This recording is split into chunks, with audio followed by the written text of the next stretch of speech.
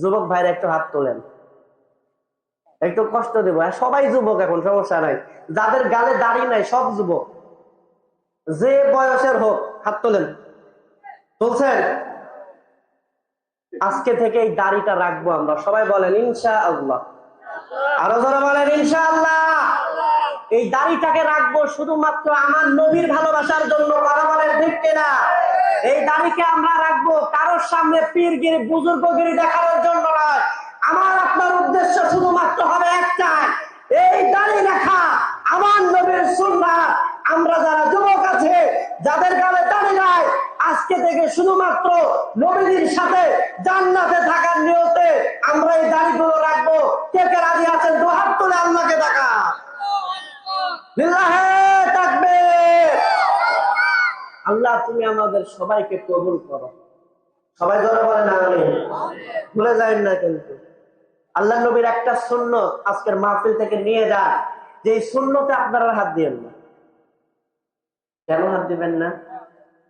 মুসলমান ভাইরা আমার, বন্ধুরা আমার, নবী সাল্লাল্লাহু আলাইহি ওয়াসাল্লাম বলেন খালিফুল মুশরিকিন ওয়াগফিরুল্লাহা ওয়াহফুশ শাওয়ারিব। নবী সাল্লাল্লাহু আলাইহি ওয়াসাল্লাম বলেন তোমরা মুশরিকদের সাথে বিরোধিতা করো, মুশরিকদের সাথে তোমরা মিল রেখো না, মুশরিকদের সাথে তোমাদের যাতে কোনো সাদৃশ্য থাকে না। এবার আল্লাহ নবী বললেন কিভাবে তোমরা মুশরিকদের বিরোধিতা করবা, মুশরিকদের সাথে সম্পর্ক থাকবে না। এইটা কেমন ভাবে হতে পারে? আল্লাহ নবী বলেন আফিরুল্লাহ, দাড়িগুলোকে তোমরা বড় করো। কে কে রাজি আছেন? সবাই রাজি না? এটা কার কথা? আমার কথা বাবারা, এটা আমার কথা না, এটা আমার নবীর কথা। কি বললেন? তোমরা তোমাদের দাড়িগুলোকে বড় করো, তোমাদের দাড়িগুলোকে লম্বা করো, মুখগুলোকে তোমরা ছোট করো। আল্লাহ অনেক বান্দাকে দেখবেন মুখের মধ্যে দাড়ি নাই, অথচ আল্লাহ নবী দাড়ি রাখার জন্য উদাহরণ দিয়েছেন। এই হাদিসের মধ্যে আমার নবীজি বললেন তোমরা মুশরিকদের বিরোধিতা করবা। আর এক হাদিসের মধ্যে আছে খালিফুল মাজুস, তোমরা অগ্নি পূজক যারা আগুনের পূজা করে তাদের বিরোধিতা করবা। তাদের বিরোধিতা করতে গিয়া দুইটা কাজের কথা আপনার নবী বলে দিয়েছেন। এক নাম্বার হলো দাড়ি বড় করা, দুই নাম্বার হলো মসজিদ করা। আল্লাহর কোন বান্দা এমন আছে দেখবে মুখের মধ্যে দাড়ি নাই কিন্তু মোচ রাখছে যেন যমুনা সেতু। আছে না? রাগ করলেন? রাগ করে না, মোচ একেবারে টানতে টানতে পারলে একবারে কান পর্যন্ত নিয়ে যায়। আছে না? কিন্তু আমার নবী কি বলছেন? দাড়ি বড় করো, মোচটাকে আপনি খাটো করে রাখতে পারেন। অনুমতি আছে না নাই? অনুমতি আছে। তাহলে এক নাম্বার মুসলমান, যখন আপনি আমি দাড়ি রাখবো, দাড়ি যখন আমার আপনার গায়ের মধ্যে থাকবে, তখন বুঝে নিবে আমি আপনি তখন কোন মুশরিকের সাথে আমাদের কোনো সম্পর্ক থাকবে না। যখন গালের মধ্যে দাড়ি থাকবে, যখন আমার আপনার গালের মধ্যে দাড়ি থাকবে, কোন অগ্নি পূজক আগুনের পূজারীর সাথে আমার আপনার কোনো মিল থাকবে না। কিন্তু যখন দাড়ি থাকবে না, এই হাদিস থেকে বোঝা যায় আমার এবং অগ্নি পূজকের মধ্যে কোনো পার্থক্য নাই। কথা বলেন ঠিক কিনা? এটা হলো একটা কারণ যে কারণে আপনি দাঁড়িয়ে রাখবেন। দুই নাম্বার যে কারণে আপনি দাঁড়িয়ে রাখবেন সেটা হলো আমার আপনার নবীজি সাল্লাল্লাহু আলাইহি ওয়াসাল্লাম বলেন লাআনা রাসূলুল্লাহ সাল্লাল্লাহু আলাইহি ওয়াসাল্লাম আল মুতাশাব্বিহিনা বিন নিসা। নবীজি সাল্লাল্লাহু আলাইহি ওয়াসাল্লাম ডাক দিয়ে বলেন উম্মতেরা, তোমাদের মধ্যে ওই সমস্ত মানুষেরা তাদের উপরে আল্লাহ রাসূল লানত করেছেন, অভিশাপ দিয়েছেন। আল্লাহ নবী ভালো চান নাই, আল্লাহ নবী তার জন্য খারাপ চেয়েছেন। ওই সমস্ত মানুষেরা হলো তারা যে সমস্ত মানুষেরা নারীদের সাথে মিল রাখে। কাদের সাথে? মার সাথে তার মিল আছে, বোনের সাথে মিল আছে, বউয়ের সাথে মিল আছে, মেয়ের সাথে মিল আছে। সেই মিলটা হলো আজকে রাতের বেলা যখন বাড়িতে যাইবেন, যদি চাচি আম্মা জাগনা থাকে, ঘোমটাটা সরায় দেখবেন চাচি আম্মার গালের মধ্যে দাড়ি নাই। সত্য না মিথ্যা? সকালবেলা নিজের মেয়ে যখন ঘুম থেকে উঠবে তখন দেখবেন মেয়ের গালে দাড়ি নাই। এরপরেও যদি বিশ্বাস হয় না এটা ভুল হইতে পারে, আমার বউয়ের গালে দাড়ি নাই, এটা হতেই পারে, আমার মেয়ের গালে দাড়ি নাই, এটাও হইতে পারে বিকাল বেলা শাশুড়ির কাছে যায় দেখবেন শাশুড়িরও গালে দাড়ি। আরো জোরে বলেন। তাহলে দাড়ি রাখবে, এটা পুরুষের জন্য কি? ফিতরা। ফিতরা আশ্রম মিনাল ফিতরা। আল্লাহ নবী বলেন 10টা বিষয় একেবারে ফিতরাতের অন্তর্ভুক্ত। তাহলে আমি যে কথা বললাম, কারোর কোন আপনাদের এই অঞ্চলের কোন মেয়ে লোকের গালে দাঁড়িয়ে আছে? আপনারও নাই। আল্লাহ রাসূল যে বললেন যে ওই সমস্ত পুরুষের উপর লানত, আল্লাহ রাসূল লানত দিলেন যারা নারীদের সাথে মিল রাখে। এটা আপনার নারীদের সাথে মিল রেখে গেল না? থাকবে না মেয়েদের, কিন্তু নাই আপনার।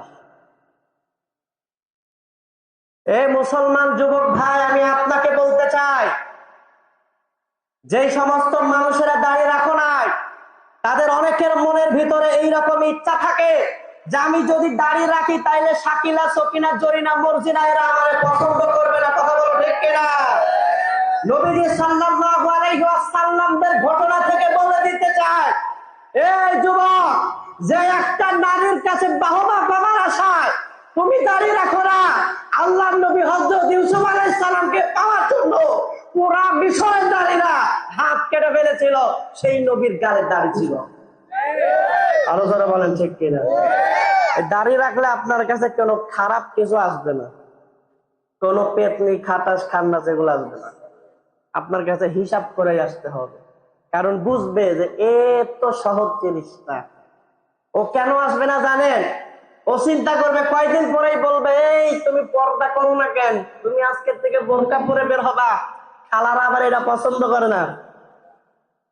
হেতেরা মনে করে আল্লাহ আমারে এত সুন্দর করে বানাইলো, এই রূপ যৌবন যদি আমি মানুষের না দেখাই তাইলে আমার আবার কিসের এত সৌন্দর্য, ঠিক কিনা?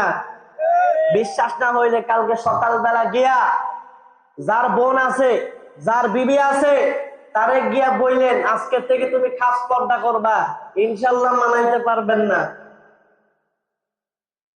কথা সত্য না মিথ্যা? পর্দা করা কি ফরজ না নফল? আরো জোরে বলেন। এটা তাদেরকে একটু বুঝাইবেন যে তুমি হচ্ছে একটা আমানত। যে বাবা আছেন, বাবা আপনার কাছে আপনার মেয়ে আমানত। কার আমানত? আপনার জামাইয়ের আমানত। ওর যে স্বামী তার আমানত। এখন যদি কেউ এই যে চায়ের কাপটা, এটা তো কাউরে খাইতে দিছিল, আমরা তো কেউ খাই নাই, তাই না? আমরা সবাই আমানতদার, কিন্তু আমানতদার না? এটা কাউকে খাওয়ার জন্য দিছে, আমরা কিন্তু কেউ বুঝি নাই। এবার বুঝেন, এইটা আমানত যখন আছে আমার আপনার কাছে, এইটা খাওয়ার অনুমতি আছে আমার আপনার জন্য? কথা কয় না? আছে? এটা ভেঙে ফেলার অনুমতি আছে? তাইলে যেমন ভাবে আছে তেমন ভাবে ফেরত দিতে হবে।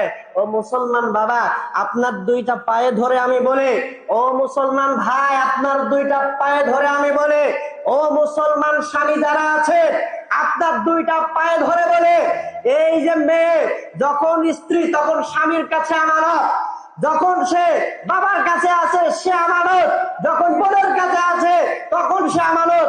এদেরকে পর্দার মধ্যে রেখে এই আমানতদারিতার পুরোপুরি পরিচয় দেওয়া দরকার আছে না নাই? সবাই কন নাই, কেউ কেউ রাগ করছে? রাগ করেন না, রাগ করেন না। আমি আগেই বলছি যে আমার দাওয়াত সামনের বছর আর নাই। ঘোষণা তো দিয়ে দিচ্ছেন সামনের বছর মাহফিল হবে, তাই না? আরিফ ভাই কালেকশনও সেইভাবেই করছে, আপনারা দিচ্ছেনও সেইভাবে, কিন্তু আমি নাই। কিন্তু আজকে একটু বলে যাই, তাহলে আল্লাহ নবীর সুন্নতকে যখন ভালোবাসা হবে তখন আমার আপনার কোনো ক্ষতি, আরো জোরে বলেন, কোনো ক্ষতি হবে না। যখন আমি আপনি আল্লাহ নবীর কোন একটা সুন্নতকে ভালোবেসে আমার আপনার মাঝে যখন আমরা ধারণ করব, তখন আমার আপনার কোনো ক্ষতি হবে না। আলোচনার মূল বিষয় কি ছিল? যে ভালোবাসায় ক্ষতি নাই। কয়টা গেল? তিনটা। কয়টা বিষয় গেল? তিনটা বিষয়। একটা হচ্ছে আল্লাহকে ভালোবাসার মাঝে কোনো বান্দার কোনো ক্ষতি নাই। 2 নাম্বার, নামাজকে ভালোবাসার মাঝে কোনো ক্ষতি নাই। 3 নাম্বার, আল্লাহর নবীর সুন্নতকে ভালোবাসার মাঝে কোনো ক্ষতি নাই। আলোচনাকে শেষ করব না আর একটু চলবে? ফজরের নামাজ